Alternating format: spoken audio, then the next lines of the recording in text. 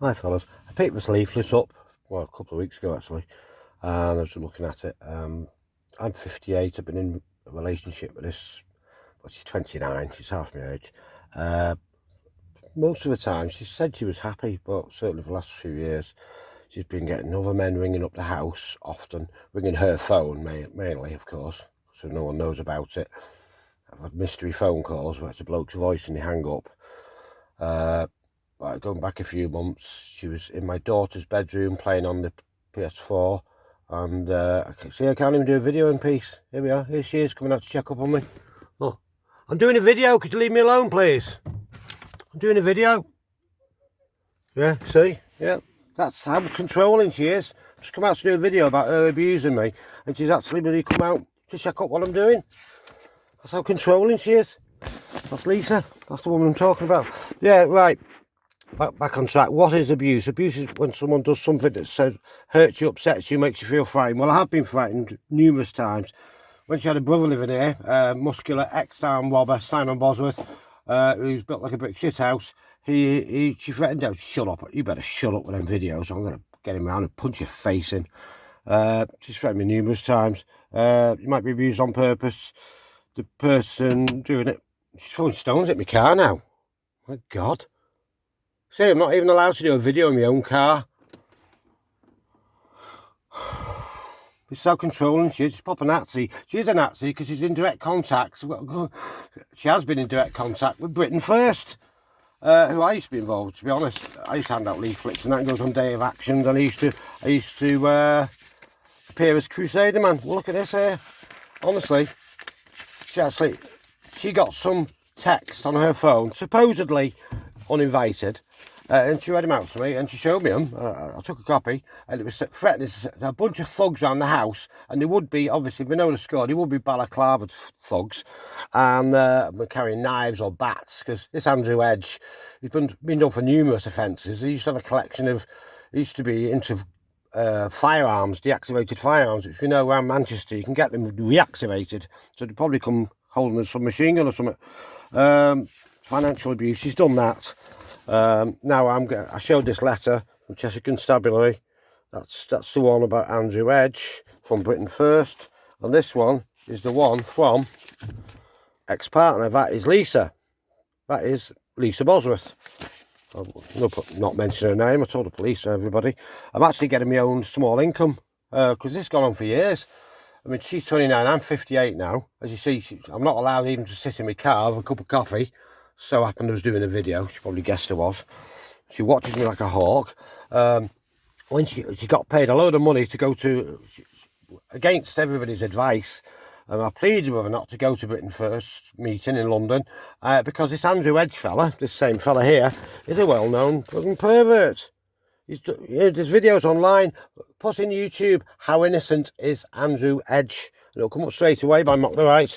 And it's got this girl there saying what he did to her, and I think he bums up the arse, to be honest. Anyway, oh God, I hate being distracted.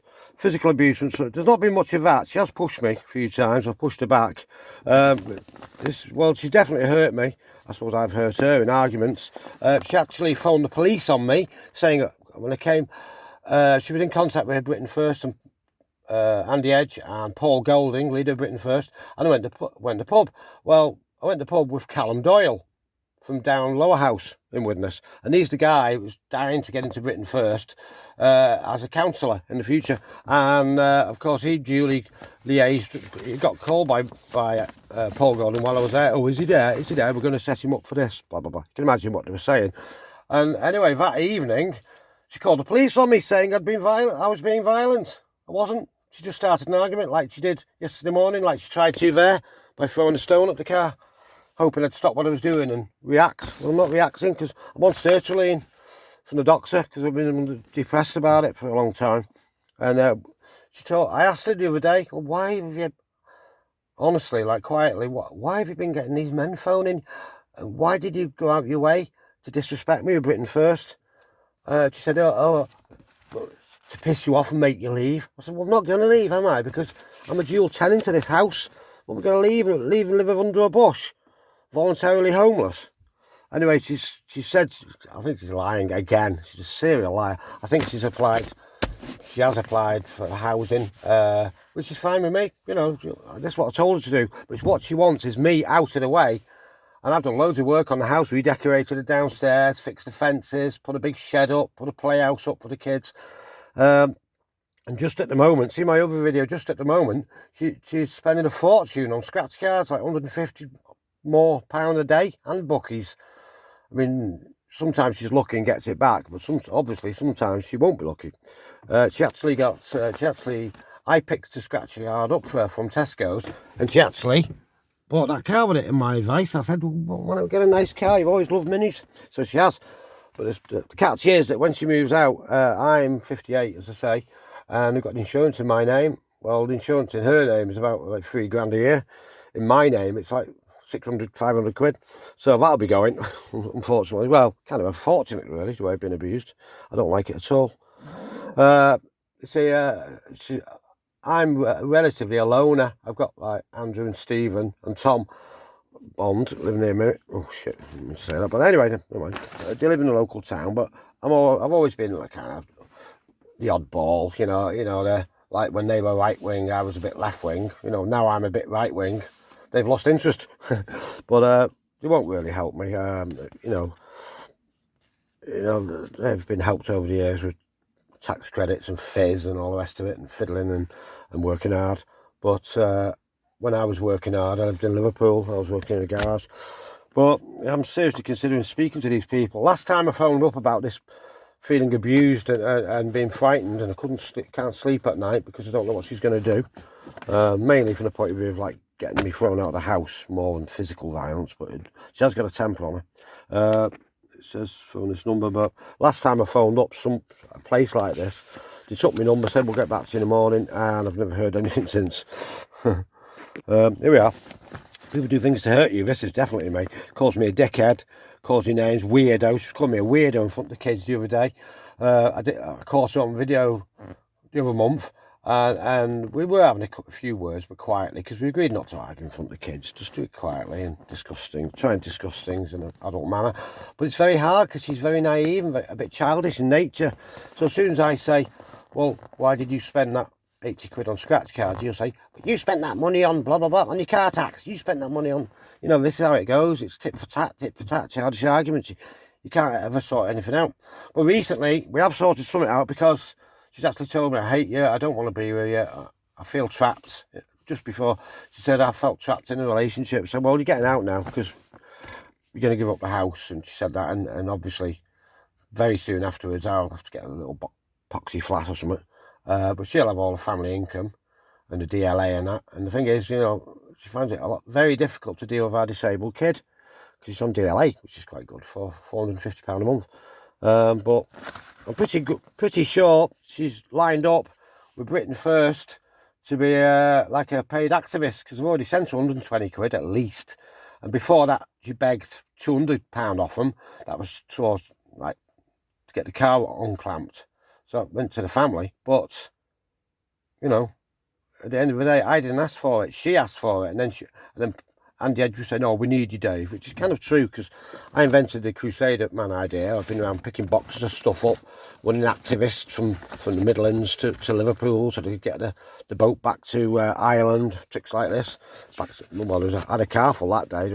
There was about 5 drop-offs: Burscough, Liverpool, boat place, was it Birkenhead, and a place his son Declan I had to drop him off in Manchester, and none of them gave me a penny, but Andrew Edge later did pay me for picking some leaflets up.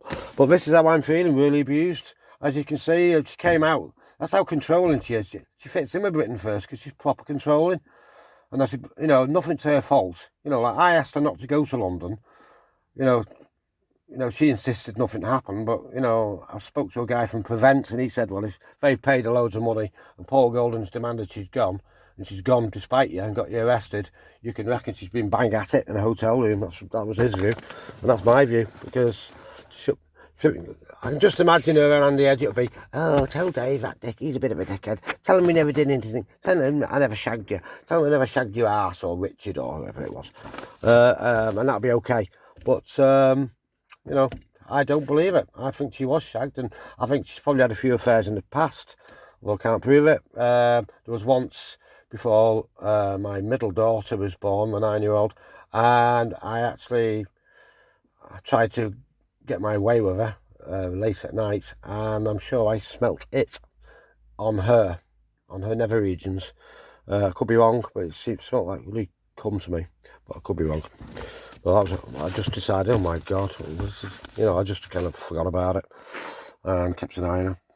So malicious communication at underage. She's definitely in regular contact with these Nazis, but she just lies. She said, oh, no, I've blocked them. Oh, well, why haven't you changed your number?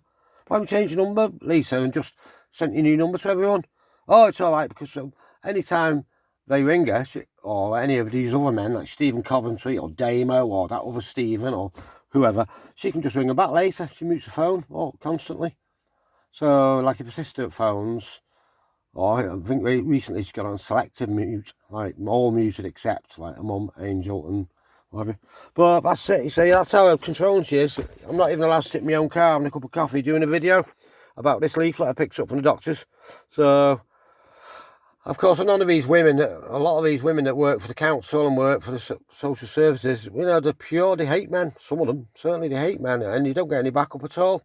And you go to the police. I told these prevent people about these threats, but they're concerned with anti-terror, and they're concerned with me, like what I might do to the muzz. Well, I'm probably never going to do anything to a muzz, I don't think. But when you put in an intolerable position like this, where she's provoking you every morning, screaming in your face, calling you a wanker, calling you, she's proper narcissistic. I don't think she even know what that means, but she's a bit thick. But so she's decided on a single life, and that's fine. But really, she wants me out, and her keep the house, and me living under a bush. She's quite okay with that, even though I'm the dad of 3 kids. And Mark Bozzy and Simon Bozzy, the convicted armed robber who's going straight, both babysat for her to go to London with these pricks.